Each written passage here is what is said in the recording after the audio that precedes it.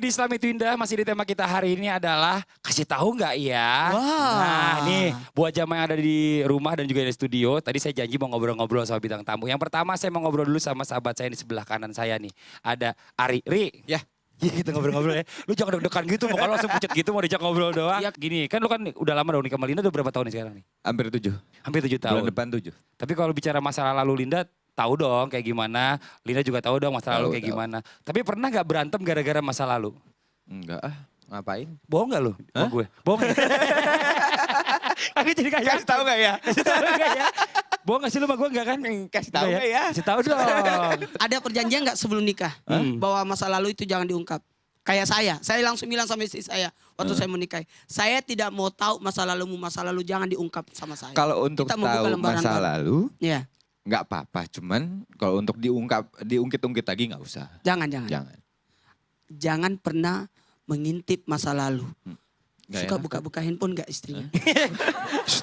Dia suka buka handphone istrinya. Baca-baca SMS istri. Gak apa-apa kalau itu. Enggak juga. Enggak juga berarti Yakin. pernah. Jangan. Kadang-kala wanita-wanita itu kan masalah ada curhat sama teman-temannya. Betul. Teman-teman wanita sih ya baik sangkalah sama istri. Kalau laki-laki sama laki-laki kan sekarang Ya kan iyalah. bahaya yang, tadi. yang pegang akun Twitternya suaminya. Tapi kalau saya sih jujur aja saya sama istri gak pernah ada rahasia. Iya. Maksudnya gini, bicara masalah lalu semua kita tutup. Sama istri Tutup. sekarang kalau terbuka aja. Terbuka. Handphone apa segala macam istri saya mau baca, mau segala macam Iya. silakan. Yang aneh saya Pak, Kenapa Pak Ustadz? kan handphone saya kunci Pak. Oh gitu.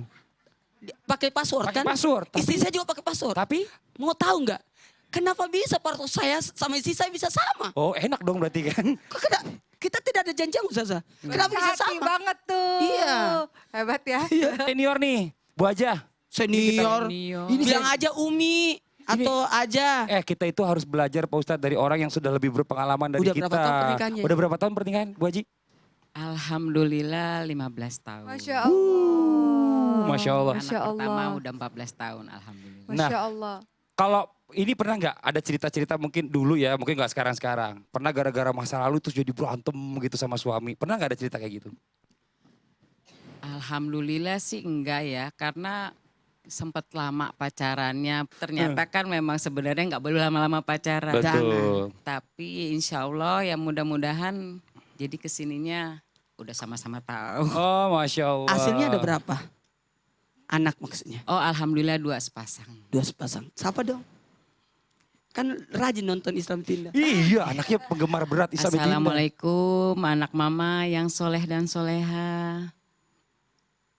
Oh nggak mau ungkapin. Oh Masya Allah. Alhamdulillah ya. Terharu. Kalian yang senang sekali sama acara ini, sekarang mama ada di sini. Masya Allah. Tepuk tangan dulu dong Bu. Bahagia banget ya. Ini juga ternyata ibu-ibu ini semua juga di rumah selalu menyaksikan Islam itu Yang lucu Indah. anaknya yang putranya yang masih umur 12 tahun. Tadi ngomong-ngomong tadi Ngobrol-ngobrol. tadi sebelum kesini. Betul. Tahu nggak? Kenapa Pak Ustadz? Semua amalan ibadah yang kita sampaikan di Islam Tindak Betul. diamalkan oleh Ih, anak. Masya Allah, mudah-mudahan jadi anak yang soleh. Amin, Yang perempuan amin, juga ya jadi anak Allah, yang ya solehah Rabbi. ya. Amin, amin, ya Rabbal alamin. Sama-sama kita doain. Dan buat jamaah yang di rumah, nah sekarang waktunya kita mendengarkan tausiah dari Ustazah Oki nih. Sekarang kita lanjutkan aja dengan tema kita hari ini adalah kasih tahu nggak ya. Ustazah Oki tolong penjelasannya dong nih. Apa sih penyebab kebohongan dengan pasangan kita itu? Biasanya kan pasti ada penyebabnya, nggak mungkin nggak ada betul. penyebabnya. Tidak Mohon izin. mungkin ada asap tanpa ada api. Betul. Kenapa dia bisa menyala? Betul. Kenapa dia bisa bohong? Maaf Pak Ustadz, kita kasih kesempatan Ustazah Oki gimana? Yuk, silakan Ustazah Oki. Baik, apa sih penyebab kebohongan dengan pasangan? Kenapa ada suami yang sering berbohong terhadap istrinya? Kenapa ada istri yang juga sering berbohong terhadap suaminya? Siapa Bu yang sering berbohong? Ibu atau Bapak? Ibu atau Bapak? Dua-duanya Bu ya? Oh, dua-duanya. Baik, kita lihat apa penyebabnya. Lihat Bu, ternyata pembohong ini bukanlah faktor keturunan. Bohong ini adalah karena faktor kebiasaan. Dari lingkungan, kebiasaan, ingat ya, orang sudah berbohong 1 kali ya Bu ya. Biasanya orang berbohong 1 kali, pasti ke depannya bohong lagi. Kenapa mesti bohong? Supaya nutupin kebohongan yang kemarin. Nih hati-hati buat orang pelupa nih. Orang pelupa nggak bisa bohong, karena cepat banget kebongkar kebohongannya. Ya biasanya begitu. Lihat orang-orang pembohong ini kebiasaan 1 bohong, 2 bohong, 3 bohong. Kan cuma bohong kecil, iya awalnya bohong kecil tapi tidak ada dosa kecil kalau dilakukan secara terus menerus. Tidak ada bohong kecil kalau dilakukan secara terus menerus, betul nggak Bu? Betul. Jadi bohong besar kan? Lihat apa sih penyebabnya? Pertama, penyebabnya bisa jadi karena dirinya sendiri, yaitu karena kebiasaan yang sudah ada pada dirinya. Salah sendiri kenapa pilih pasangan nikah sama pembohong gitu, biasanya gitu. Kalau track recordnya ternyata adalah orang yang suka bohong, ternyata yang bermasalah adalah dirinya sendiri sejak awal, sejak kecil terbiasa dengan bohong. Kok bisa? Mungkin pola asuhnya dari orang tua yang suka berbohong. Ibu kan suka bohong sama anak-anak ibu. Mama perginya sebentar doang kok, nah anaknya udah jerit-jerit. Kata anaknya iya nih, mama perginya sebentar, taunya lama. Ibunya bohong. Bohong tuh Bu, kata ibu, nanti kalau kamu juara, nanti kalau kamu bisa begini mama beliin hadiah. Taunya gak dibeliin hadiah, bohong ibunya. Bohong-bohong kecil kata Rasulullah apa? Bohong anak kecil seperti ini pada anak kecil termasuk dengan golongan orang pendusta. Pernah kan di zamannya Rasul ada seorang ibu yang mau ngasih kurma. Kata Rasulullah kalau engkau tidak memberikan dia kurma, engkau termasuk golongan seorang pendusta. Mungkin karena lingkungannya membuat dia pada akhirnya menjadi seorang pembohong. Yang kedua, kenapa pasangan bisa berbohong? Karena takut sama ibu. Takut sama ibu makanya bohong. Kenapa? Karena kalau jujur dimarahin. Ya nggak Bu? Papa kemana? Perginya sama siapa? Kok jam segini belum pulang? Kalau jujur saya lagi sama teman-teman, ibunya marah-marah. Karena tidak menghargai kejujuran, makanya pasangan itu biasanya menghindari konflik dengan apa? Dengan berbohong. Kenapa? Karena bisa jadi takut dengan pasangan atau menghindari konflik. Atau ya sudahlah bohong saja toh dia nggak tahu ini. Akhirnya sering sekali untuk berbohong. Makanya ternyata kalau kita lihat pasangan kita suka berbohong, introspeksi ke diri kita sendiri. Bisa jadi penyebabnya dari kita sendiri. Karena ketika ia jujur kita marah. Karena ketika ia jujur kita kemudian tidak mengapresiasi kejujuran itu. Atau ada nih jenis laki-laki yang nggak mau ribet.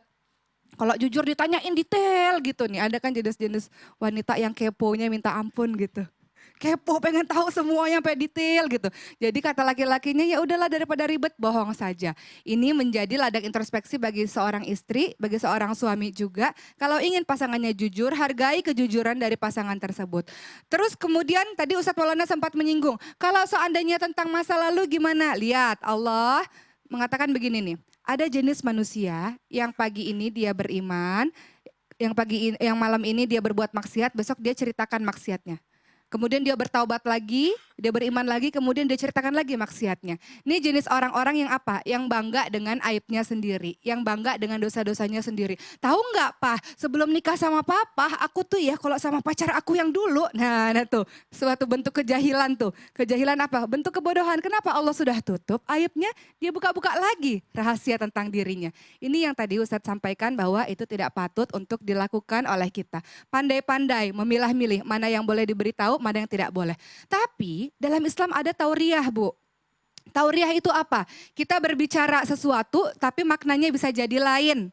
Contoh misalnya pasangan kita sakit.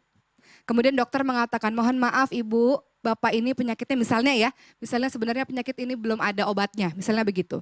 Kemudian kita katakan pada pasangan kita, bapak penyakit ini ada obatnya. Penyakit ini ada obatnya. Bohong nggak kira-kira? Bentuk tauriah di situ. Bukankah Allah mengatakan bahwa setiap penyakit itu ada obatnya? Bentuk tauriah di situ. Ada bentuk-bentuk lain untuk menghibur orang yang sakit. Jadi boleh untuk urusan yang benar-benar ternyata untuk kebaikan, silakan bertauriah. Betul. Tauriah itu kita ngomong ada beberapa makna, nggak bohong, tapi ada beberapa makna. Gitu. Jadi penyebabnya jelas tuh ya Pak Ustadz Jelas ya? karena mohon maaf ya kepada siapapun, kenapa banyak suami berbohong? Karena banyak tekanan. Ya, Oh, bisa. terlalu Kenapa depres. istri banyak berbohong? Karena terlalu banyak aturan dalam Betul. rumah tangga. Masya Allah. Mereka itu berbohong itu karena belum tahu akibatnya setelah ini nih buat jamaah yang di rumah jangan kemana-mana. Ustadz Maulana akan menjelaskan tentang bahayanya menyimpan rahasia dan berbohong pada pasangan. Mau tahu jawabannya? Tetap di Islam itu Indah. Jamaah! Oh jamaah! Alhamdulillah. Istri cerewet yang suka pergi ke rumah tetangga ngomongin, istriku itu, suamiku itu begini, kurang ini. Nggak boleh Bu.